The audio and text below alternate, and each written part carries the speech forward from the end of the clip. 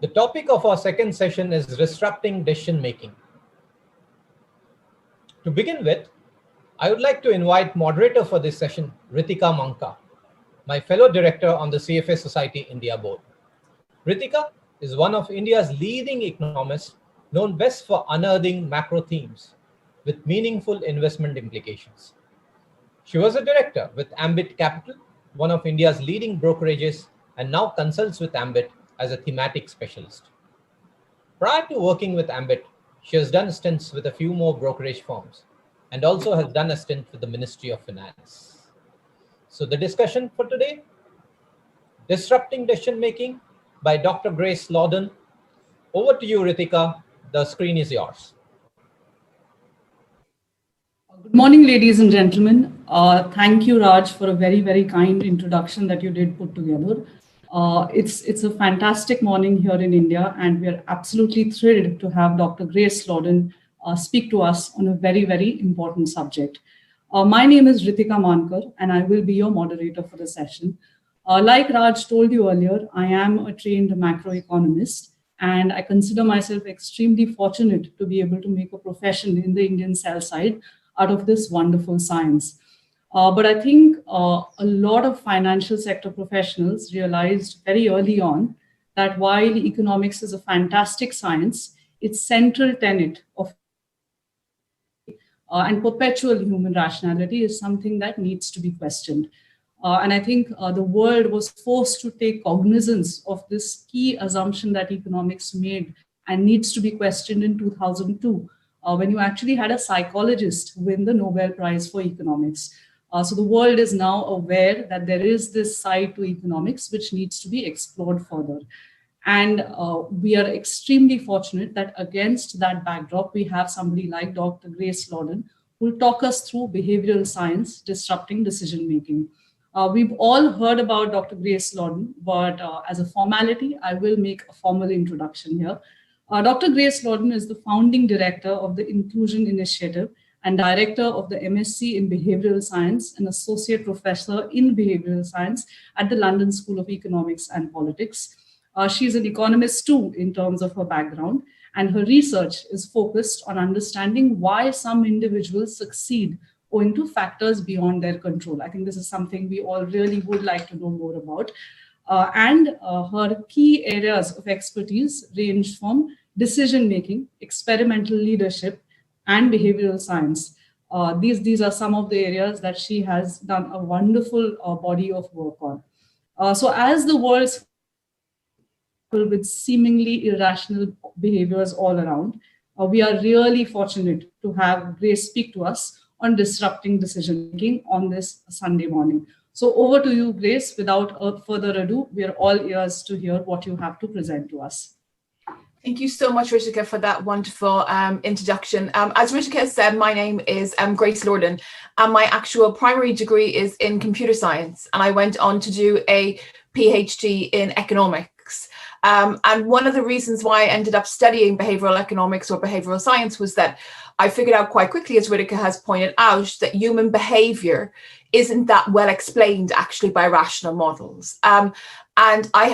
If you look at around the world and if you look at different types of behavioral scientists, some of them are really interested in understanding what's known as the intent action gap. And that really explains why so many people say they will do something, but do something else. Other behavioral scientists are really interested in changing behavior and helping people become more happier and more in control. For more, and this is for me, it's about working with managers to help them lead teams that are more productive and in control of their own destiny. And also, given the audience that I'm talking to today, I will mention another type of work that I won't be dwelling on, but it's actually thinking about what these biases actually mean for markets and whether or not they can actually be exploited when you're choosing decisions about who to invest in. So if that's something you're interested in, do reach out to me later. But for the benefit of the audience who are new to behavioral science or even to economics, when we imagine a person making a decision, if you're an economist, you usually imagine them being rational. So that way it means that they weigh up the costs, the benefits, and they take into account the downside and the risk. And what this means in practice is that an individual or a team, which is what I'm interested in, getting teams working together, calculate a value of what the costs and the benefits and the risk are. So this is a hard exercise at the best times, but it becomes even more difficult when decisions are being made that have streams of potential costs and benefits that go into the future. So for those of you who are interested in calculating NPV calculations, if you're an economist, you really believe that the individual is making an NPV calculation for every small decision that they're making. So whether to say hello to a co-worker as they pass them in the corridor, what shop they should go to for their coffee, down to what investments that they should actually invest in. And of course, this is made all the more difficult when the probability of costs and benefits materializing have unknown certainties. So some very simple work that I've done is shown that even if I take a group of experts into the room and I give them a decision that has high levels of uncertainty, the answers that you get range very, very widely, to the extent that we can be certain that it's not possible to say which selection is a rational decision. And I'm going to focus today on decision-making under three different circumstances. I'm going to talk to you about decision making when we have what we call a revolving door. So that means it's a decision that you actually go forward in, but you do have an option to change your mind in the future. So you'll have an option to go backwards. The second type of decision is when you have these one-door decisions where you actually leave and you can't reverse the decision. And we're going to talk about how you can make decision making in that setting better. But the last, which is where I'm going to emphasize the most on, is decision-making under great uncertainty. And the reason that I'm actually doing this is because we are in the middle of a pandemic, and many of you who are running businesses, who are running teams, are trying to manage through this uncertainty, whether it's making big decisions about the futures of your company or thinking about how you would accommodate people coming back to work. There is a lot of uncertainty about what the cost of benefits are actually going to be. But before we get to that, I've talked to you about decision-making for the economist, weighing up costs, benefits, and risk. Now I want to introduce you to the beliefs of behavioral scientists. So if you are a behavioral scientist, you believe that people have two different thinking processes. So the first is really fast, it's really impulsive. It's probably what you invoke when you're passing your colleague in the corridor and decide whether or not to say hello to them. It's equally probably what you evoke when you're choosing a coffee shop to get for your coffee in the morning. So these are really very snap decisions. And if I asked you about it afterwards, you would probably say to me, I don't know why I made the decision in the way that I did. The second type is really deliberative. So if you have children and you're teaching them trigonometry or you're teaching them, how to do first differentiation, you'll see that their faces are all scrunched up with concentration. That's somebody who's using this deliberative brain for strategic thinking. Likewise, if you're an individual and you're choosing a mortgage or you're choosing a partner, you'll probably give it a lot of deliberate thought. And when we're in work and we're doing our hardest actions, we typically invoke this system 2, this deliberate decision making. Now, the first question to ask is, how long do we spend in each decision-making process? Now, it's really impossible to tell. With that caveat, the estimates are that we spend about 80% of our time making decisions with our fast brain. So that's impulsive, reactionary, and about 20% of our time when we're doing these kind of slow and deliberate decision-making. So if you go and if you look at the behavioral science literature, what you're going to notice are a litany of papers that talk about different biases. From the availability heuristic to the framing effect, it talks about how, when we're making decisions, we have these cognitive blind spots that make sure that we're not making optimal decisions. You're all working in finance today, so you'll have heard of herding. It's exactly the same thing. We believe that this actually works in the fast part of the brain. For me, one of the most fascinating biases that has been pinpointed is the tendency for confirmation bias. So for people to almost impulsively or on autopilot go and seek out evidence that confirms their prior beliefs and avoid evidence that actually suggests that they are wrong. And people who do this, when we ask them again retrospectively, they don't realize they're doing it. They don't realize that all they're doing is really stacking up the evidence so that they get to believe themselves that they're right, even in fact when they're not. So 80% of the time we're working in this fast brain, we have framing effect, availability heuristics, and a litany of other biases. If you are somebody who does high frequency trading, whether you do this kind of as a casual activity or whether this is your job, this is another area that has been well explored with respect to the fast brain. So if you are high frequency trading, you need to be making decisions very, very quickly. You'll hear some of the best traders tell us that they use their gut feeling in order to have some of their best trades of the day. But that is the fast brain. So you're essentially reacting to information very, very quickly. You're not in the deliberative 20% mode. So what that means is that you might fall victim to some of the biases that we spoke about earlier. Now, because of that, we've seen this rise around the world of frameworks that allow governments and allow managers and firms to de-bias their employees. So what that basically means is that if we know that people aren't making the right decision when they're using their fast brain, if we know that they tend to make mistakes, what can we actually do in order to stop them? Now, these frameworks usually center around different techniques that we can use, either with the person's permission or without the person's permission, to alter their decision making. So if you're an economist, one of the most salient things that you can actually do to change a person's decision making is change their incentives. And that's shown to be true in behavioral science as well. So if I change extrinsic incentives for individuals, I will see them behaving in very, very different ways. But more than that, behavioral scientist goes outside and thinks about norms. So if I can establish that a norm has changed in society, even if that norm hasn't actually changed, it's enough to change people's behaviors. There's a whole fascinating literature that shows that we can change people's behaviors by just getting the messenger right. So who actually asks people to change their behavior? And very often we assume that the best messenger for something is going to be the person at the top of the organization or the top of government. And this literature shows this is not necessarily the case, that people respond best to people who they identify with as similar to themselves, rather than somebody who they seem having a big, big gap from where they are today. Now, one of the big questions that goes on in behavioral science at the moment is whether or not we actually should be trying to change people's behavior. So who am I or who are you to decide what's the right behavior? And who am I or who are you to set in place these kind of strategic nudges, differences, incentives in order to push people towards a different end? Now, for me, when I think about this ethical standpoint, I think it's okay once, firstly, the costs and the benefits stack up, that the benefits are going to outweigh the costs. But secondly, when I'm doing this type of work, I usually lean towards still giving people autonomy. So you lean towards still giving people choices. And, you know, one of the big emergence that we've seen in the last decade is from apps from financial institutions that actually make salient to their customers what they're actually spending their money on. So they're drawing attention to the fact that I'm spending an extraordinary amount on coffee, or they're drawing attention to the fact that I'm spending an awful amount of time in a particular place. Those financial institutions don't force people to change their behavior. They really give them the information. But of course, those decisions that people are making could be happening in the fast brain. And that saliency in the drawing of attention is enough to get them to move in another direction. Again, the person has the autonomy, but you're still doing the nudge in the direction that you think the person might actually want to be moved. I think more important for you today is the question that if we spend 80% of our time in system one and we're left to our own devices, can we ever actually make good decision making, make good decisions? And the answer is actually yes. So when I started the talk, I said that there was this litany of bias in the literature, but if you read the literature closer, a lot of these biases only show up when a person is doing a task that's unfamiliar to themselves.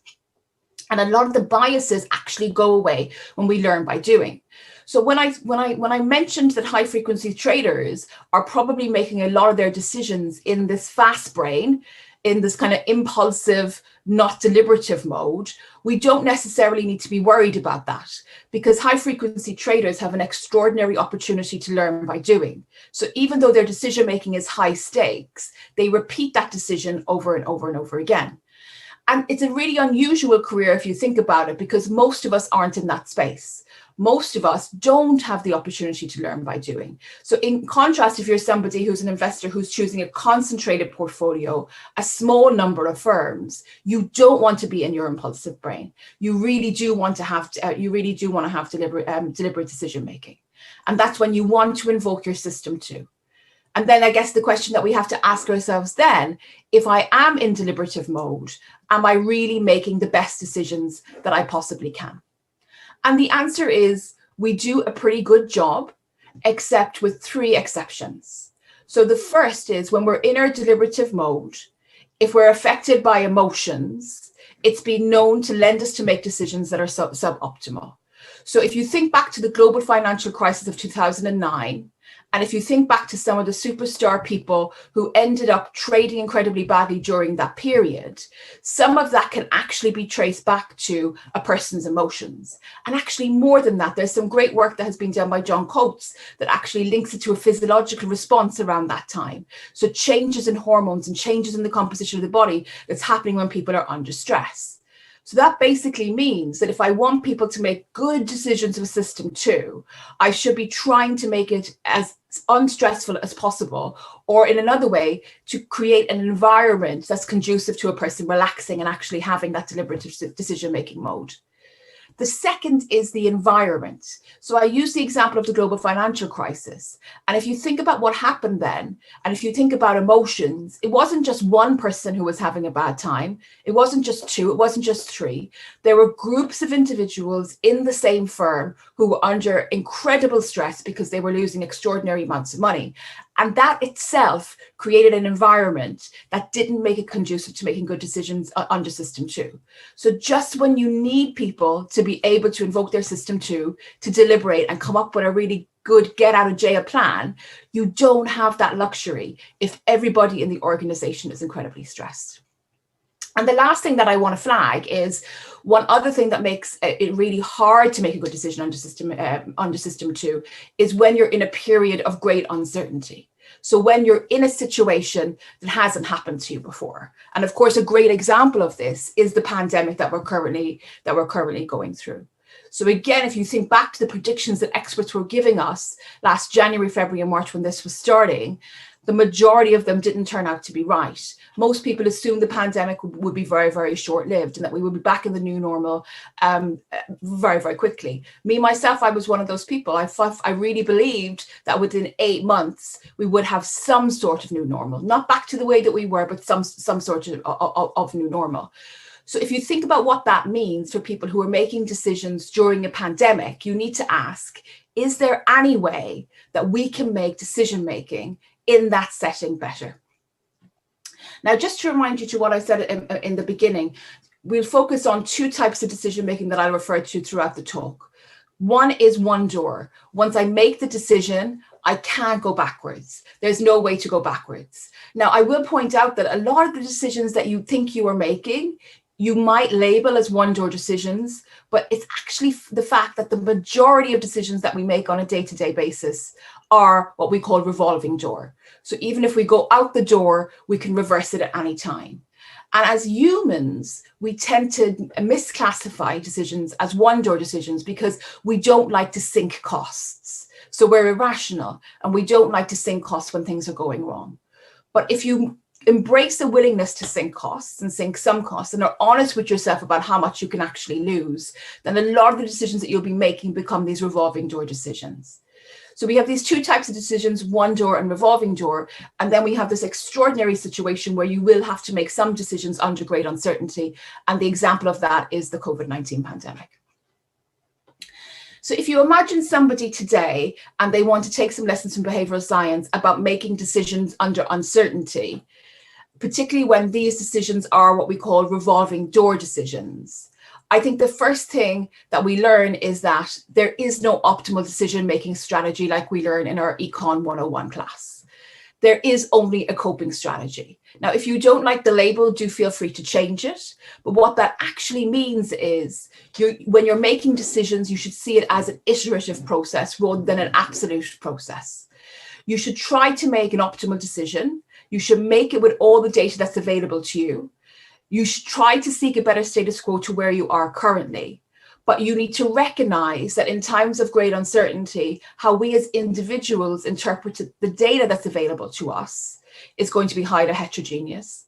So what that actually means is that there is a good chance that you might actually get it wrong.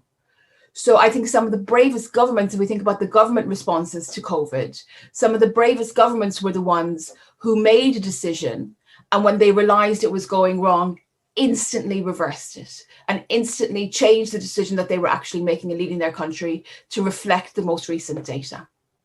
And I also think during times of great uncertainty, it's really important to be wary of anyone that gives advice that suggests that we have a definite solution. So in times of uncertainty, you can think about yourself in a game of chess, you make a move, but unlike chess, you get to go backwards if you've made a mistake. And I think as humans, we don't like that. So we don't like to say we're leading a company, we're leading a country, we don't know the exact decision to make in the moment. And I think it's those beliefs that actually do stop people going backwards when they realize that they were making a mistake. I think it's those beliefs why we haven't actually seen any government that I've known around the world say we made a mistake, even though it can't be that they all got it right. And actually, when we analyze the data, we now know for sure that not every country got it right. And I think there's an internalization that a coping strategy is okay will mean that ego won't get in the way if things start going wrong, because you know that you haven't done anything wrong. It's a time of great uncertainty. You've made a move. You realize that the data and what's happened since then doesn't back up your decision. So you get to go back. The other part that seems to be really missing from decision-making in government is the realization that when we make a decision about what to do, when we make a decision about what to do during COVID-19, or at the firm level, if we make a decision about how to manage our workforce, the decision being made and whether it's successful or not is actually influenced by human behavior. So what do I mean by that? So I'm not making an NPV for a production assembly where there's certainty over all the parts. When I'm a manager, when I'm trying to get people to do what I want them to do, whether it's at a government level or an organizational level, the costs and benefits are really reliant on whether or not people actually follow the advice that I gave them in the first place. So for example, if you're virtually working at the moment and you're trying to manage teams, you might have policies about how to make it better to manage them. Those policies are only going to work if the people within your organization actually embrace those policies and they come along with you. So a lot of my time is spent when I work with organizations, understanding the beliefs of the population of employees and trying to give managers the tools to influence those beliefs so that the decisions that they make will actually work out. Because a lot of the decisions that companies are making these days are reliant on people going in a particular direction. And I think the last thing to say is when we're making decisions on uncertainty, or indeed if we're making any large decision, going through any large decision-making process, we want to recognize that it should be collaborative. So when I spoke to you about the litany of biases that are in the literature, I pointed to the fact that confirmation bias was my favorite bias. And it's my favorite bias in a very perverse way, because it is the one bias that really stops us making fantastic decisions. So if you can imagine yourself being somebody who's leading an organization and you're making a really big decision today, one of the worst things that you can do for yourself is to seek out colleagues who will agree with you for the sake of agreeing with you, who will tell you that you're right, who will tell you that you're choosing the right road. And who you want to find are colleagues who will embrace dissent, will give you a different opinion, but will also have opinions that are well thought out. And I think some of the reluctance to embracing this kind of collaborative decision-making process is that very often if people are talking against us and giving us different perspectives, there's two different types. So the first type are the people who've deliberated. They hold a different opinion to you, but their opinion is very, very valuable because it's well thought out. The second are the group of people who will just argue with you for the sake of it. So we don't want that second group of people. They don't lend to good collaborative decision-making. Who we want are the first type of people. We want the people who will say, Grace, you're wrong. And this is why I think that you're wrong. And it will be in a well thought out manner. And even if I decide to go a different road, even if I decide not to heed their advice, they get behind me and try to make my decision work. But if we're reiterating the decision-making process, I take into account that this other person gave me advice to go in a different direction, and me as a leader question myself as to why I didn't take it on board. And that becomes really important.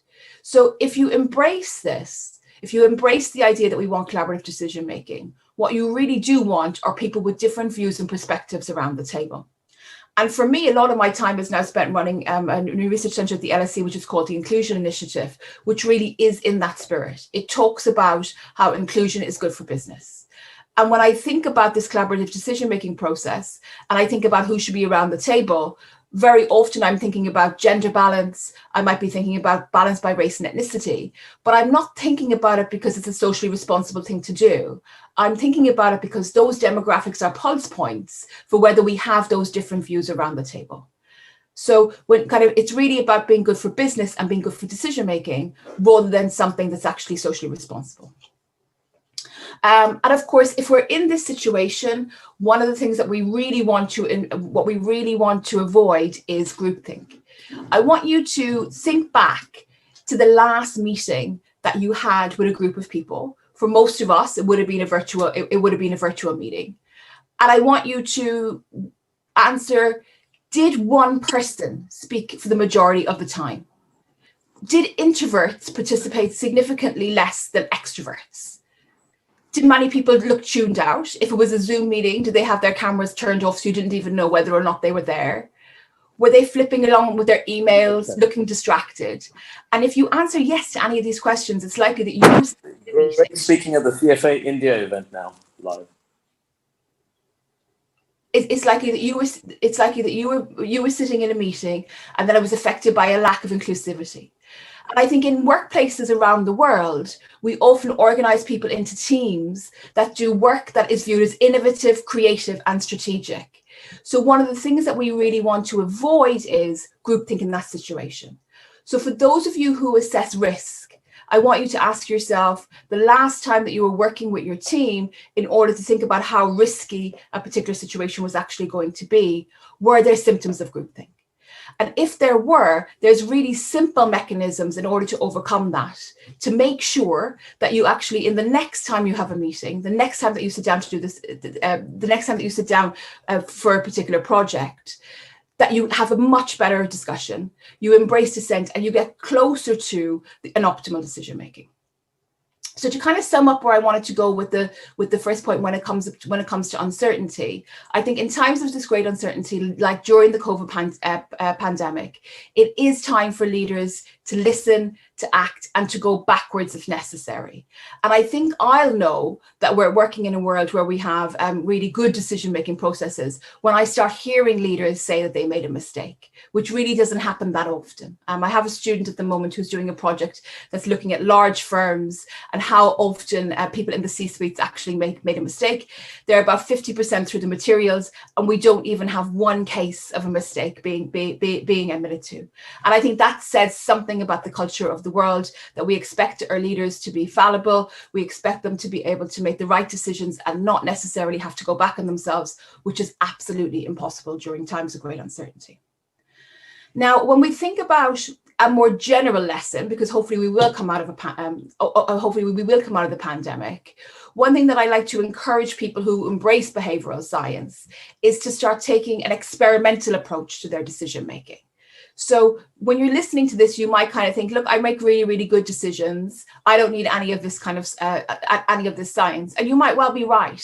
But one way that you can actually verify that fact about yourself is to start moving towards this experimental approach. So every time that you make a decision in your firm, what you want to do is take a time to reflect on whether or not you got it right or you got it wrong. And also in the second part, if you're relying on discussions being deliberative, really paying attention to whether or not there's groupthink in those situations. So really asking yourself, if I'm in a meeting and a person speaks and they're a person of authority and they give an idea, is there ever any situation where people are able to go against that particular decision maker? Does that particular decision maker embrace dissent? And is there a way that we can get to a place where our meetings are much more likely to lead to good decisions that we can then go forward with? And one tactic that I find that's really, really helpful is to separate the decision-making process from the go forward process. So during the decision-making process, we encourage people to bring their voices, to bring dissent, to have this collaborative discussion. The decision maker still retains the decision-making right. And in the second stage, everybody gets back where he or she decides to go. So you have this kind of definite separation where the leader of the group is encouraging that collaborative process in order to avoid groupthink in the beginning. And I do think that even though now we have this very, very worrying time for business, it's also a time that we really want to have people who are going to be more innovative and who are going to be more creative. So this is the time where the experimental leader can actually thrive.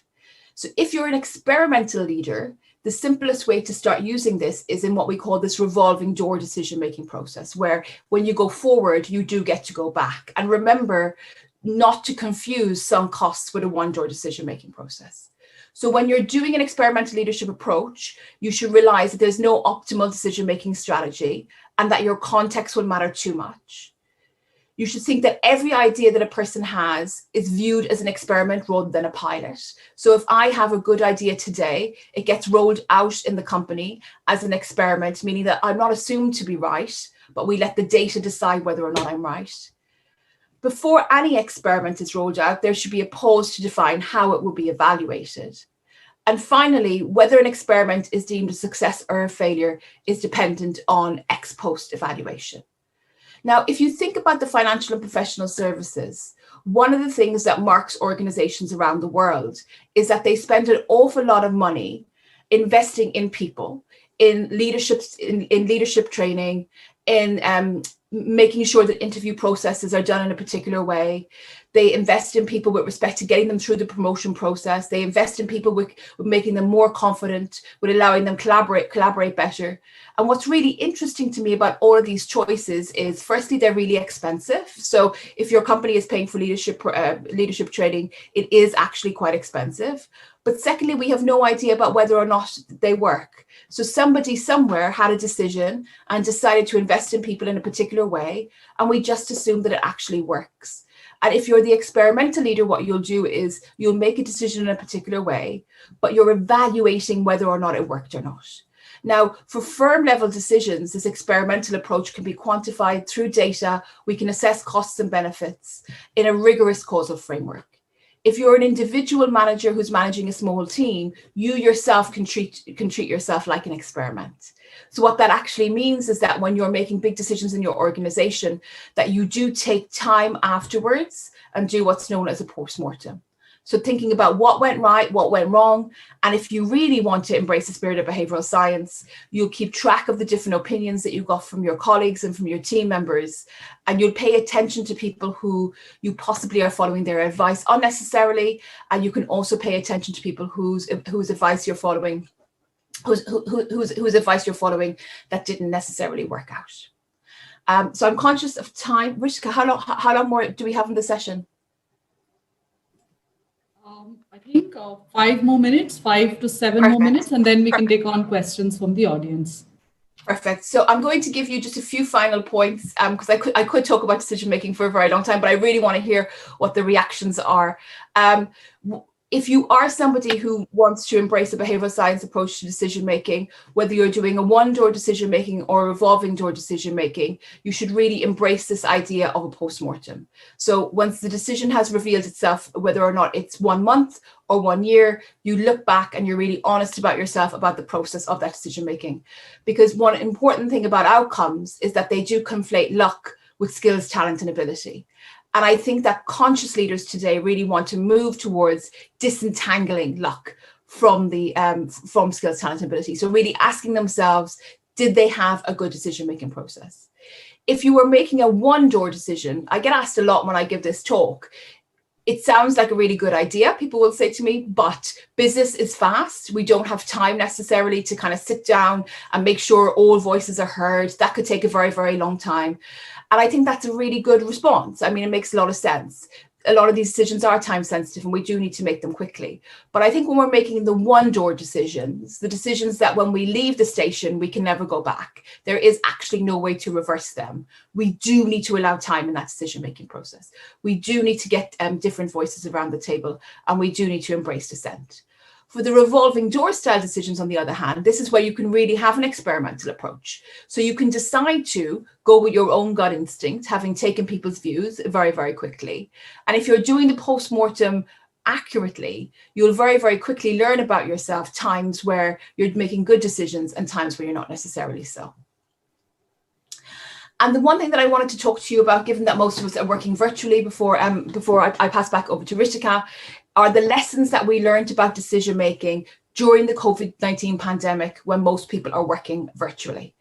And what was really interesting to me is that virtual teams do come up with more ideas. So everyone thought the move toward virtual working would stifle innovation, stifle productivity. And that doesn't actually come through in some of the emerging field experiments. It actually shows that people who are in virtual teams are coming up with more innovation. They're deliberating, they're discussing more. But the problem is the same teams are worse at implementing the ideas. So even though groups are coming up with more ideas, they're not listening to each other as much. So you get the ideas like sound bites, but there's not the leadership yet that it's able to bring those groups together in a way that's actually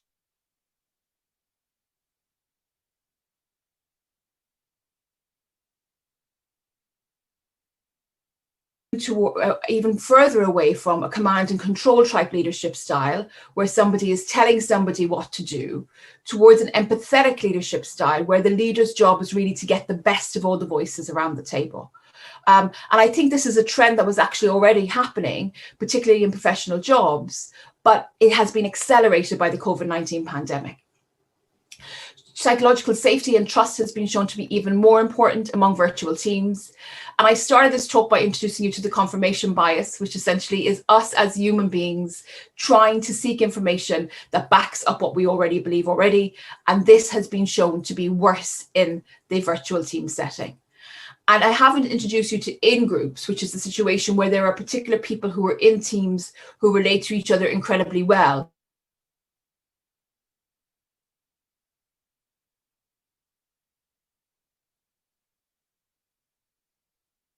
Shown to be more likely in virtual settings. So if we think about kind of two things that are happening that are very, very worrisome, we have an increased tendency for confirmation bias and an increased tendency for in-groups to become entrenched. And again, these are things that behavioral science techniques can help you to overcome if you're worried about them in your organization.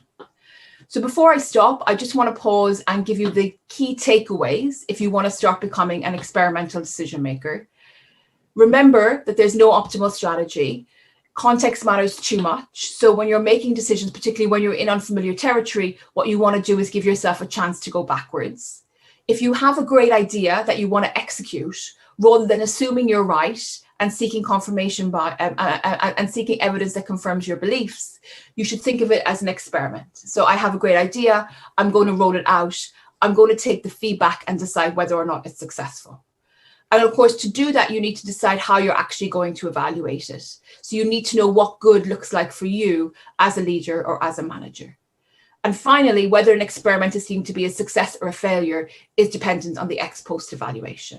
And I just want to leave you with, I've talked a lot about managers today, but if you're an individual and you're managing your own career, you're starting from the beginning, this process can also work for you. So if you're thinking about asking for a raise or thinking about asking for a promotion, treat it like an experiment.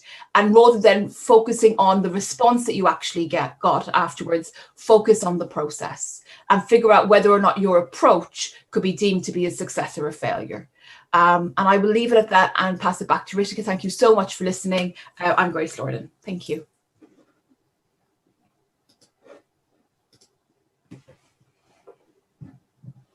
Thank you, Grace. I think we're all a little shaken up because we used to, like you said, keeping system 1 on, and this is the longest I've had system 2 on in a lecture virtually.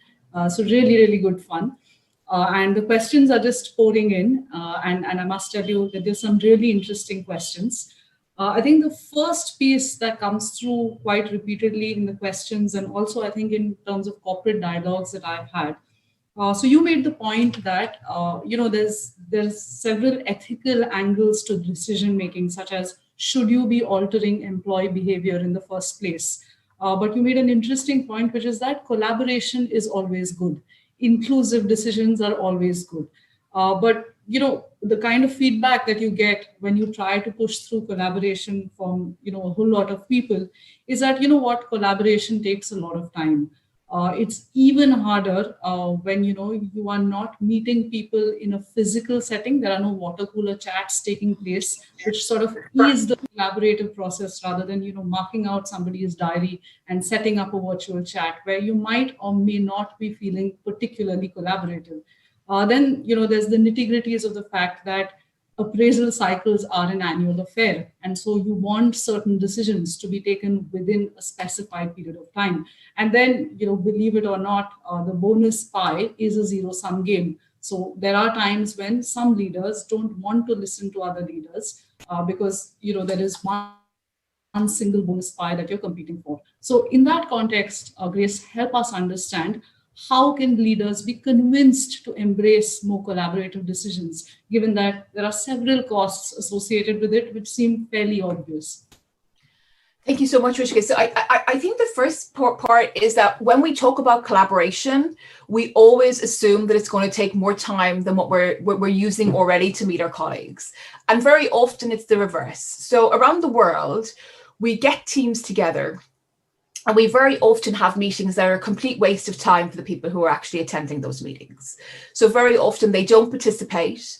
Their voices aren't brought to the table. You might have set aside something for kind of 2 hours for a discussion, and the meeting will usually unfold with the person who's actually making the decision talking at length, and the people in the room having small amounts of time to embrace dissent. And I guess what we're talking about here is flipping that and having people who have an idea, having leaders of various seniorities, being quite brave actually, coming in and giving their idea to the people in the meeting that they were actually having already. And instead of saying, am I right? You can say to the people, tell me everywhere that I've gone wrong, and I don't want people repeating themselves. So another kind of flow in our meetings, I think, is if you and I are in the same meeting, Ritika, you'll have an opinion. And if you're my friend, I'd often say, I agree with Ritika. And then I start reiterating your opinion again. So the collaboration process won't cost more time. But it might be that for the person who's actually starting this as a process, it feels hard in their ego. Because if I've had a really good idea, for me as a human being, it's much easier to have everybody tell me that I'm right. So I think that's the tension between kind of bringing on this behavioral science approach to leadership. And I think within that framework, you should just fit it in with the different milestones that you actually have. I mean, I think the problem that you bring up about the bonuses is a really big problem in financial and professional services, and the fact that there is this fixed pie and the bargaining that actually happens, for me as somebody who likes to observe human behavior, is really fantastic. If I were to change something about bonuses, I would put some bonuses at the team level, particularly where teamwork is really important. So if you think about financial and professional services, for some jobs, and I think trading is a fantastic example of it, it's really obvious what your gains are to the business. You have a P&L screen, you can read it, it can be measured with precision. For the majority of jobs in financial and professional services, that isn't accurate. Whether I succeed relies on whether or not my team members around me are helping me in my job and allowing me to get to a particular place. Very often people are creating products. Very often they're innovating. And I think at that level, having some group level incentives makes a good point. And when we think about production within a group, I think what's destructive at the moment is the creation of in-groups, the fact that we don't embrace diversity, the fact that we don't embrace dissent, that we don't argue with each other enough in a spirited way where we feel psychologically safe.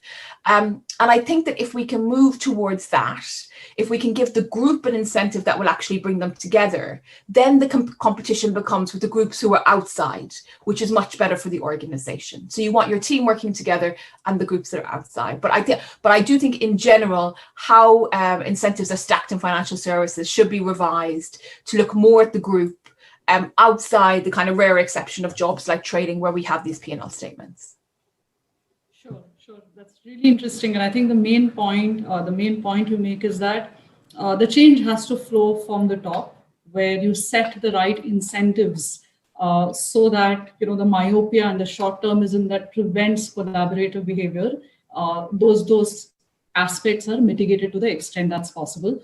The next question that we have from the audience is fairly interesting too, which makes the point that there's a whole lot of focus, especially now that we're working from home, in terms of how you should be leading better lifestyles, you should be sleeping on time, you should be eating right, you should be setting aside time for maybe a workout or two. The big question that is being asked is, does this, sort of lifestyle, is this documented to improve decision making, or is this just one thing that is being highlighted as something that you should be doing? But from a decision making perspective, does this make you take better decisions, having a balanced lifestyle and focusing on 2 to 3 activities which are not work related? So this is a really great question. So when we in the beginning of the talk, I asked the question, when we're in this deliberative mode of thinking, do we always end up making good decisions? And I said no, and there was 3 reasons why not. 1, when I'm feeling really emotional or I'm feeling really stressed. 2, when the environment isn't conducive, and 3, when we have uncertainty. And I think the question that the participant is asking really speaks to the first. So all of the things that you described, balance in my life, working out, eating well, that allows me to feel less stress. So there's been a direct link in the health economics literature to the relationship between how I spend my time during my day and whether or not it's kind of wholesome activities like being outdoors, making sure that I'm getting my heartbeat up for a particular time of day, making sure that I'm getting the nutrients that I need, versus being in front of the telly and spending too much time on social media. So I think that will operate through this kind of stress phenomenon. So when you're treating yourself well and when you're getting kind of a balanced day, you will end up feeling much more relaxed in decision making. And I think one interesting thing that's coming from COVID-19 is what I call a reordering. So before COVID-19, we spent so much time on social media, on our emails, and those activities have been shown to be, if done to excess, to be really bad for our psychology.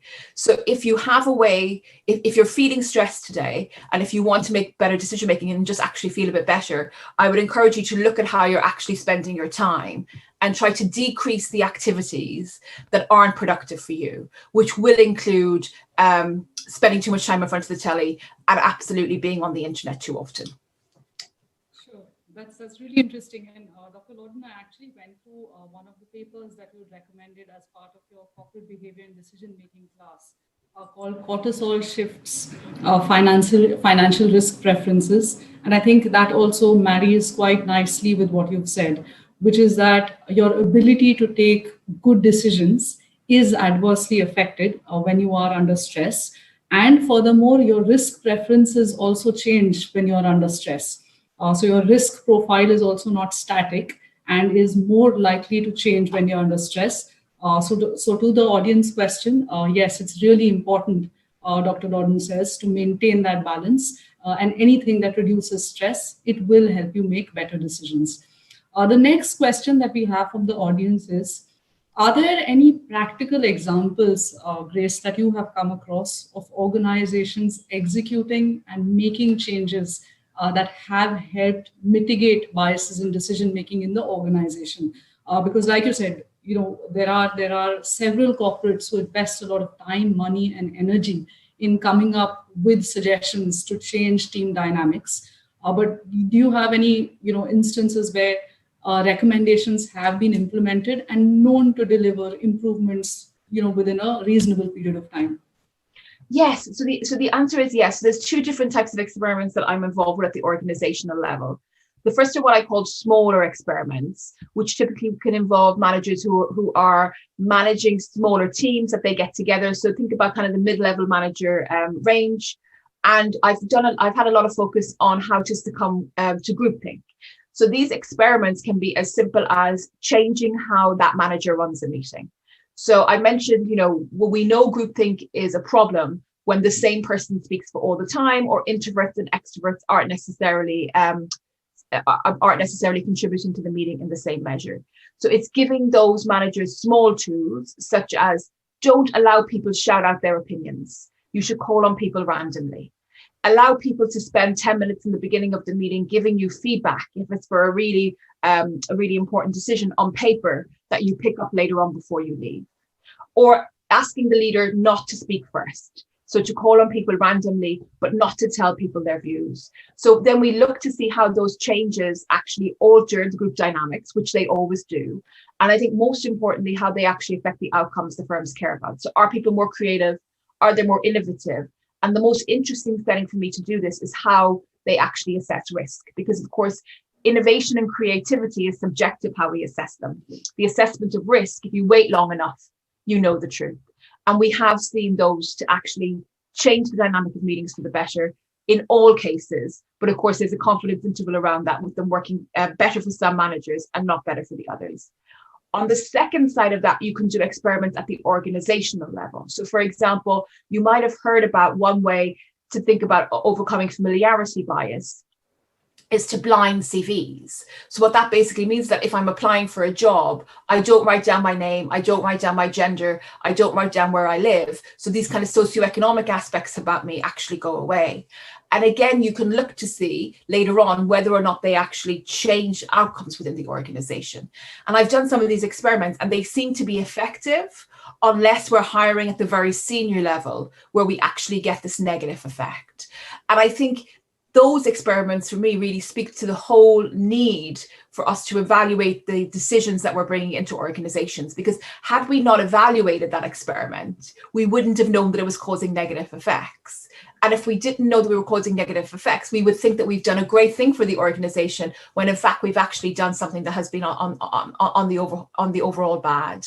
So yes, I think at the organizational level, you can do large experiments that we can trace out over time. And then equally, and I really want to encourage people who are on the call today, if you are a manager of a small team, this is something that you can do yourself without the help of an academic. Just once you're self-reflective and thinking about, I changed my meeting style in this way, how did it affect my team members? Did it allow them to thrive, or were there negative effects? Sure. I think these are great pointers, and all of us are taking down notes. And I hope we can, try and implement most of this when we start our week tomorrow. Another big question, I have to admit, something that comes really through when you look at the screen right now. So Grace, you and I know that the way the screen looks right now is an exception. 100% women on a screen is extremely rare, I think, in your work setting as well as mine. And a question that is often asked by senior managers, by leaders, is that, while I appreciate that inclusion is important, what is the business sense for me to pursue inclusion? So that's part one of the question. What's the business sense in pursuing inclusion? Whether I get the job done through an uninclusive group or whether I get the job done through an inclusive group, what difference does it really make? And number two, basis perhaps the answer to the first part of the question, how can managers create cultures and organizations that are inclusive? Those two key questions. The screen is clearly not, representative of what the real world looks like. Why is it important to have balanced screens? And how can managers go about having more balanced teams in terms of constitution? So I think the first one is really easy. So, the literature, from whether it's at the lab level, so kind of really causal in small groups, or whether it's at the correlational level, so looking across firms and how diversity actually links to P&L and some other outcomes that firms actually care about, shows that actually having women in leadership roles, in teams and professional services workers is actually good for business. We don't get that result if we look at jobs which are assembly line jobs, production tasks, where people, the input is the same regardless of whether you're a man or a woman. But as soon as we move to knowledge work, where you want people to be collaborating and you want them to be deliberative, there is value to diversity. And I think, when we're in periods of growth, it can be easy to get carried away and say, well, we don't actually need diversity, and that's true, but growth is the same to me as luck. So if you're on an upward cycle and things are going up, things can look really, really well. I think that where you really gain from diversity is when you're under competitive and pressure, when margins are tight, and when things aren't going so well. So when you're in this kind of contracting economy. And we know for sure that women also make different decisions if they're in power. You know, some of the best literature on this actually comes from India, where we have, where we're able to look at whether or not people make focus more on altruistic decisions versus non-altruistic decisions when they're in positions of government. And the literature, again, is really clear that when we have women in power, we do get this different decision making. So if you imagine yourself now having really big decisions to make at the group level, the best thing you can do for yourself is have diversity in teams. I think the second question then is a really good one. How can we actually get more women to come on board? I think the first thing is managers who realize that having a good mix of diversity, and it goes beyond gender as well, but having a good mix of diversity on gender does lead to better outcomes, should be the leaders in this, because it is actually better for business to make sure that you have enough women around the table. But I think second to that, around the world, I'm in the UK and you're in India today, it's true that women do bear more of the second shift. So if a man and a woman marry and the woman has children, she is bearing more of those second childcare responsibilities. And then we have two choices. So the first choice is within the firm, we can allow for flexibility for women to take time off for a small period in their life when they need to go, and allow them transition back into the organization. Or the second is that we can actually lose out on that diversity. And I think most firms are actually embracing the first. And I think it becomes rational now actually to embrace the first, not just because of women, but I think as humans, we're working much longer than our parents did and than our grandparents did. So if you imagine, Rishika, that your career in financial services now might go till you're 70, possibly much longer, you might like to have a year off regardless of children, for whether you're a man or whether you're a woman. And I think having companies allow for that will actually take some of the stigma away from women needing that time off at a particular time in their life. But I also think it can benefit men, because, you know, men do burn out at higher rates in financial professional services as compared to women. They do feel stress of work, surprisingly, much more as compared to women. So if we can think about policies that encompass both genders rather than gender specific policies, I think we'll move ourselves to naturally having a better balance. Right.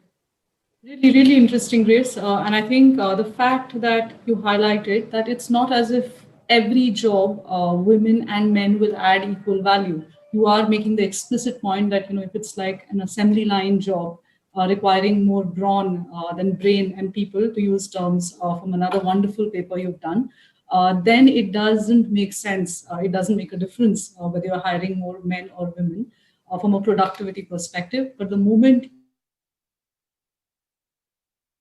there is a clear P&L effect, there's a clear business sense for having more inclusion, not just women, but every minority having greater representation on that team. With that, I'll move to the next question. And I think this is something all of us have been meaning to ask you. What are the 2 books you would recommend reading for someone who has great interest in behavioral finance, but has only been trained in traditional financial tools? What are those 2 books? And, you know, how would you say is a good starting point to implement a lot of the decision-making and behavioral finance techniques you told us about when it comes to managing personal finances? Oh, that's a really great question. So I think for the first book has to be Thinking Fast and Slow by Danny Kahneman. So this is the kind of original reading for behavioral scientists. And it talks about the different thinking styles that I introduced you to at the beginning of the talk. I think specific to behavioral finance, you want to be looking at Robert Shiller, who's also won a Nobel Prize, and his book called Irrational Exuberance, which really talks about the different biases that happen within finance, with a focus on herding, with a focus on why we actually get these different cycles in markets.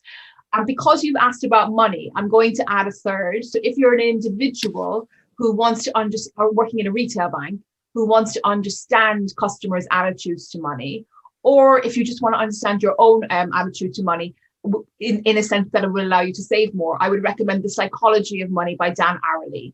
And he goes through all of the different biases that individuals have with respect to saving. So I think those 3 books together, Danny Kahneman is Behavioral Science 101, Robert Schiller is behavioral science from the behavioral finance from the organizational level, and psychology of money is financial decisions from the individual level. Sure. That's a great list. I'm glad I've read most of the books there. But fantastic reading list, and I think most of us will be getting onto a portal and ordering these books right away if we don't already have them. This is the last question that we'll be able to take, and like you said, I think with respect to decision making and the way you really present them, Grace, we could go on forever. But owing to time-related constraints, I'll have to move to the last question. The question comes from Punita Sinha, who's actually part of the CFA Society. And she asks, how do you extend decision-making in a management committee sort of setting into a more inclusive framework? Because everybody wants to go along with the head of the organization, as going against them often means there will be sometimes explicit, sometimes implicit penalties. So that's the final and a fairly difficult question for you, Dr. Grace Lordan. So over to you. This is a really difficult question, Ritika, because I think, if you are in an organization where somebody is command and control and they expect you to follow what they want you to do, it is very difficult to go against the grain. And I think the reason why we're not benefiting from the diversity of our colleagues' opinions is because if you speak up in a meeting and people laugh you away or you're ignored, it becomes rational not to speak anymore. And I think that's the status quo problem that we're in at the moment. So I think then it becomes the job of me and some other colleagues to try to move the opinions of managers towards the fact that the way that they're actually running meetings isn't the right way to run meetings. And I think we see traction with that. And I think we see within organizations, the leaders who are becoming more empathetic, the leaders who are becoming more collaborative, are the leaders who are getting the bigger bonuses at the end of the period. And look, I've worked in financial services for a long time, and I'm very much aware that performance, you rely on a particular performance level in order to advance in the organizations. And what I'm noticing now are that leaders are not so much relying on themselves to come up with all of the ideas, but they're bringing their team members along with them. And I think for the participant who's asked that question, if you're in a situation where you really don't have a leader who's open to collaborative discussions, then maybe it's going to take a bit of time before you find a different leader who's running your meeting who is. But like the trend towards virtual working, I think like the trend towards working being more flexible, I think this is a trend in leadership at the moment. So I think for people who are young in their career, who want to do well, learning about it becomes really, really important, because I can't imagine sitting here having this conversation with you in 10 years' time, where command and control leaders still thrive in large organizations. Particularly with the growth cycle that we're in at the moment. I think we really need collaboration. We really need to embrace dissent, and we really need to get some kind of unique ideas and to innovate more than we've done in the last 10 years. Right. Dr. Lordan, that's absolutely fantastic. I think this is the most nourishing Sunday morning breakfast discussion I've had in a really, really long time. Here's genuinely hoping people take decisions thinking slow. Here's genuinely hoping there's more collaboration and inclusion in every work setting that there is, and also, of course, in a lot of virtual settings. So with that, I'll hand over to Rajendra Kallur, my colleague on the CFA Society India board. Over to you, Raj. Thanks again, Grace.